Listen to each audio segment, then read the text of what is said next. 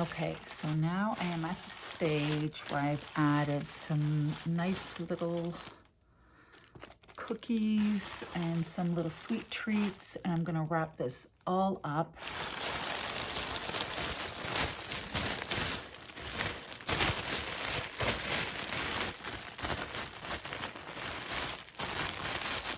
In. Whew. Oh, you know what? I was going to use this, but I think I may use some more of the velvet. Then I have the sweetest little card for it. And these were cute. How cute are these for gifts? I have these and the little trees. They're in a package, but really adorable. So I will put that on there. I might stuff in some tissue around it, but I think it's going to be pretty secure. But that's what I'm going to do. I'm just going to add a little bow. And I think, oh, that tight. Pull these all up.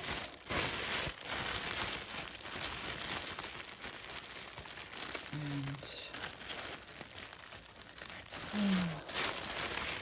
that's hot, hot, hot, hot.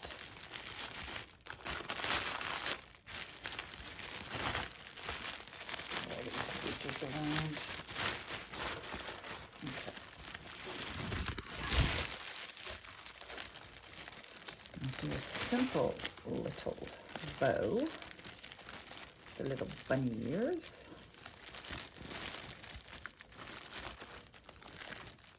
And that did not connect too badly, so just have to twist that around, and there you go. And I'll just cut these. Actually, I think the length is good, so I'll just cut these on a nice little angle so it looks a little prettier, and if I had sharper scissors, that would work a whole lot better. So there we go. I'm gonna cut this part off because this part, when it's all like that, I don't think it looks as nice. So cut it off. So see, it's cleaner. And then the whole look of it is a whole lot better. I don't know if you can grasp that.